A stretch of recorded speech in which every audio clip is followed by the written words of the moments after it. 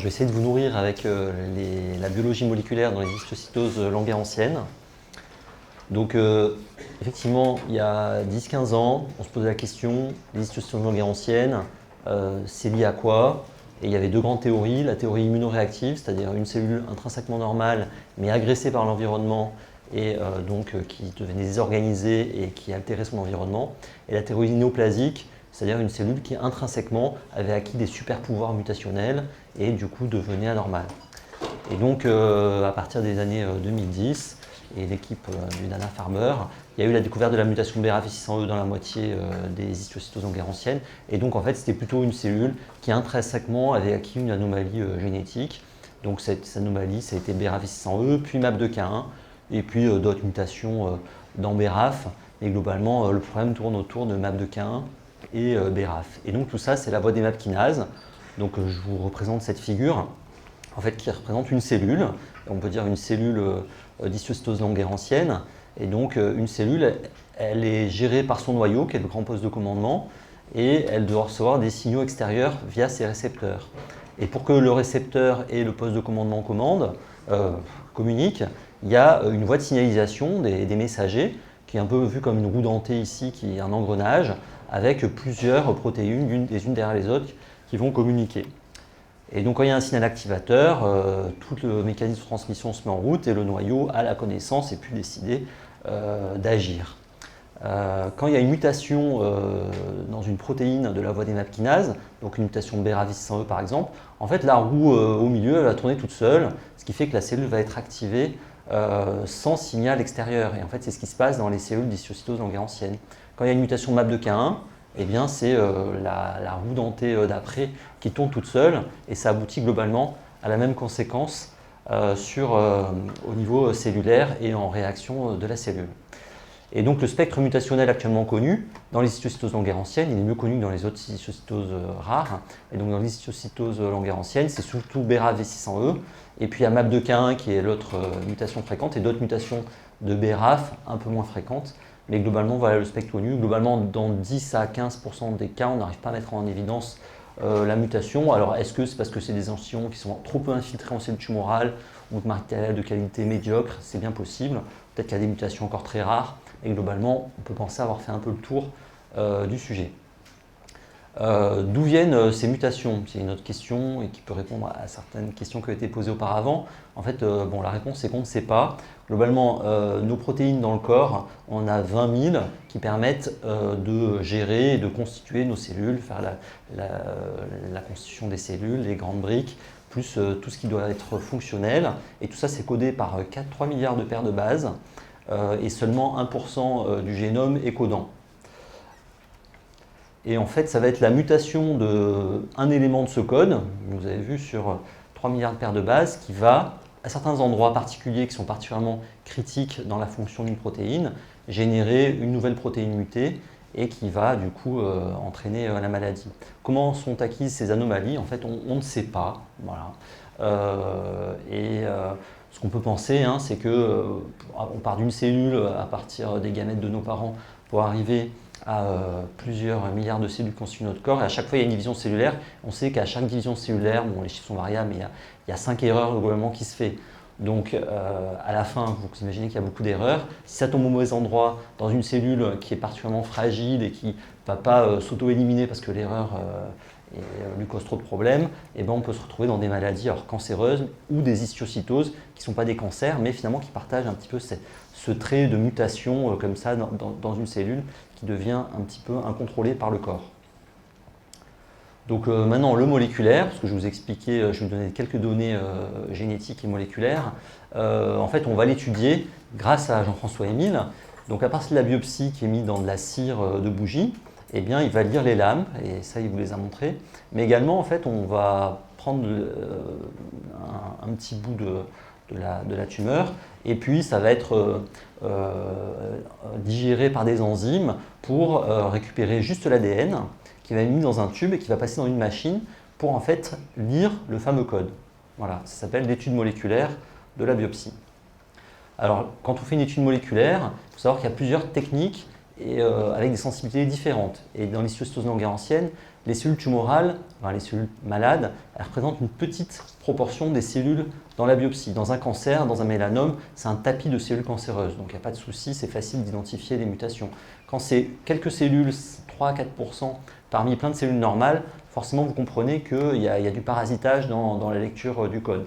Donc c'est ça que globalement ce qu'utilise Jean-François, c'est des techniques qui sont sensibles, plutôt coûteuses, mais qui permettent du coup d'avoir une bonne analyse de ces biopsies-là. Et c'est pour ça que dans notre réseau national, ce qu'on recommande, vu que c'est des petites biopsies parfois de peau chez des petits bébés, c'est de plutôt centraliser les analyses moléculaires pour tout de suite aller sur les techniques sensibles et pas consommer le matériel qui est peu important dans les biopsies par les techniques moins sensibles, et du coup on n'aura plus assez pour faire les techniques plus sensibles. Alors quel est l'intérêt de connaître le statut mutationnel? Alors, il y en a deux. Le premier, c'est d'adapter la prise en charge. On appelle ça la médecine de précision. C'est très utilisé donc, en cancérologie. Et donc, ça s'adapte vraiment au champ des histiocytoses et des histiocytoses langerhans pédiatriques. Et puis, ça peut être également un marqueur de suivi de la maladie. Donc, pour la médecine de précision, donc l'enjeu de traitement dans les histiocytoses langerhans pédiatriques, on en parle depuis ce matin, on en reviendra, c'était de proposer des alternatives thérapeutiques aux chimiothérapies très toxiques qui étaient de CDA, racitine, pour les patients ayant des histiocytoses pédiatriques sévères, multisystémiques, très florides et qui résistaient au traitement par vinblastine. Et donc ça, c'est chose faite par les thérapies ciblées, qui ciblent justement la mutation et la protéine mutée qu'on a vu qui a entraîné une activation spontanée de la voie des MAP kinases. Ça permet également de proposer éventuellement des pistes thérapeutiques pour les atteintes neurodégénératives, également pouvoir déterminer est-ce qu'il y a des patients un peu plus à risque et moins à risque, je vais vous montrer après. Bon, et puis l'objectif aussi dans nos stratégies auxquelles on réfléchit, c'est diminuer le taux de récidive et de séquelles. Il y a quasiment plus de mortalité dans les histiocytoses pédiatriques, mais effectivement, on veut toujours viser à offrir la meilleure qualité de vie à nos patients. Donc justement, les thérapies ciblées, elles vont agir au niveau de chacune des protéines mutées. Quand on dit un inhibiteur de BRAF, ça va agir sur la protéine BRAF et ça va lui empêcher de tourner toute seule. Alors ce qu'il faut savoir, c'est que ces inhibiteurs de BRAF marchent sur BRAF-V600E, mais pas sur les autres mutations de BRAF qui sont moins fréquentes.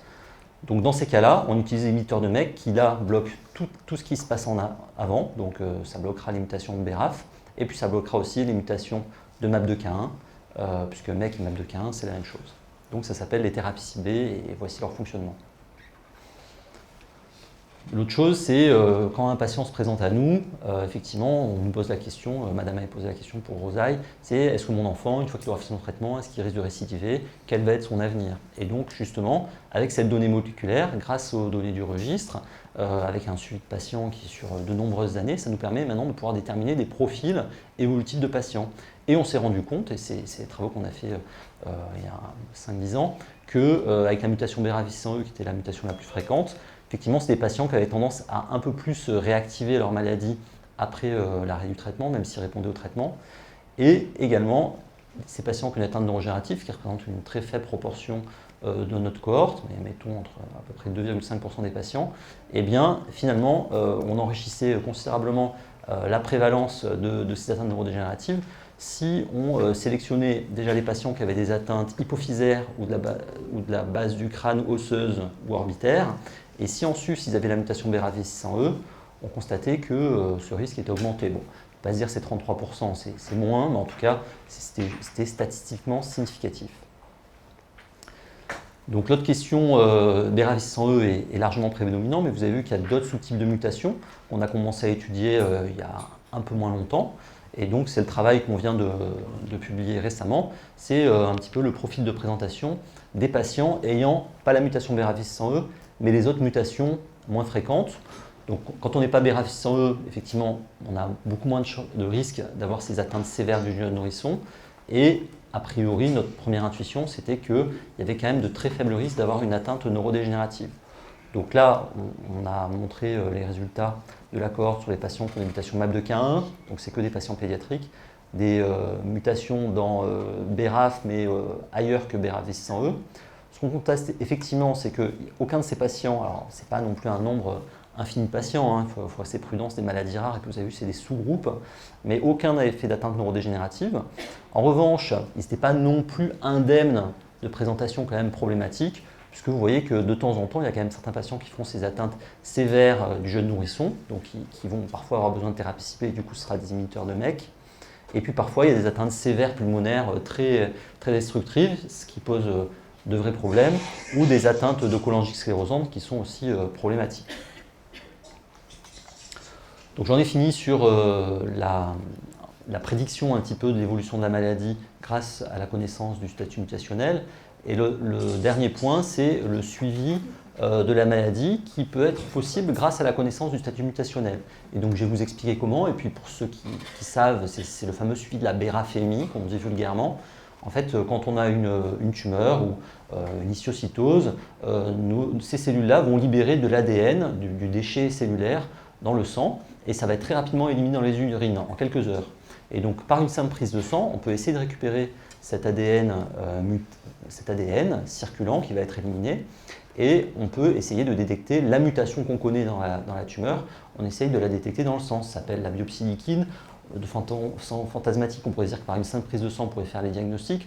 En fait, quand c'est des formes très localisées, en fait, c'est très difficile de détecter ces mutations. Les techniques actuelles ne sont pas assez sensibles. En tout cas, pour des formes très disséminées, on peut mettre en évidence ces mutations dans l'ADN libre circulant. Donc ensuite, comme dans le sang, on extrait l'ADN, comme dans les biopsies, on extrait l'ADN et on séquence.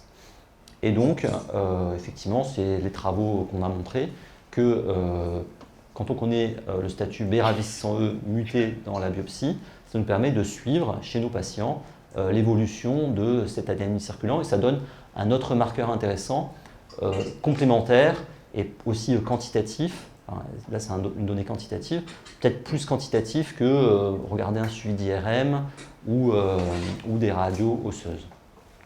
Ce que ça a montré aussi, c'est que de façon logique, cette quantité d'ADN libre circulant muté, donc cette béraphémie positive, l'évolution était corrélée à la réponse au traitement par chimiothérapie cytotoxique. Par contre, les patients traités par thérapie ciblée, ceux-là gardent, malgré une réponse clinique complète, gardent une persistance de la béraphémie mutée dans le sang qui diminue à peine. Et ça, c'est prédictif de réactivation de la maladie, si bien que souvent, actuellement, quand on veut essayer d'arrêter une thérapie ciblée chez un ex-jeune nourrisson qui avait une forme sévère, quand on voit que la mutation béraphémie reste positive dans le sang, alors que le patient paraît indemne, bon, on peut essayer d'arrêter, mais globalement, on pense que la maladie est juste en dormance, mais qu'elle va se réveiller. Voilà donc ce que je voulais vous dire. Donc la biologie moléculaire, in fine, elle nous a aidé à mieux comprendre, mais elle est au service du patient de façon concrète, avec un suivi quand même adapté maintenant. En particulier, c'est vrai que pour un patient qui a une histiocytose langerhansienne diagnostiquée, qui est guéri de son histiocytose, mais qui avait une atteinte osseuse orbitaire ou de la base du crâne avec la mutation BRAF600E, c'est vrai qu'on ne va pas juste s'arrêter au bout de 3 ans de suivi quand il n'y a pas eu de récidive, on va garder le suivi jusqu'à l'âge adulte pour au moins une consultation annuelle, vérifier que les apprentissages se fassent bien, etc. Et éventuellement le faire voir à un neurologue si nécessaire. On peut suivre donc la béraphémie dans le sang pour les patients qui ont des formes disséminées, sévères ou réfractaires au traitement, et ça nous aide à réfléchir à l'adaptation thérapeutique, et c'est un outil qui reste intéressant. Et enfin, donc la thérapie ciblée, comme on l'a dit, ça a été un tournant, puisque maintenant la mortalité est proche de 0. Effectivement, la question qui a été posée à Ahmed tout à l'heure, c'est l'effet sur l'atteinte neurodégénérative. Ça reste une question ouverte, et on espère que ça pourra marcher, ou qu'on pourra peut-être améliorer leur effet dans le futur. Voilà, merci de votre attention.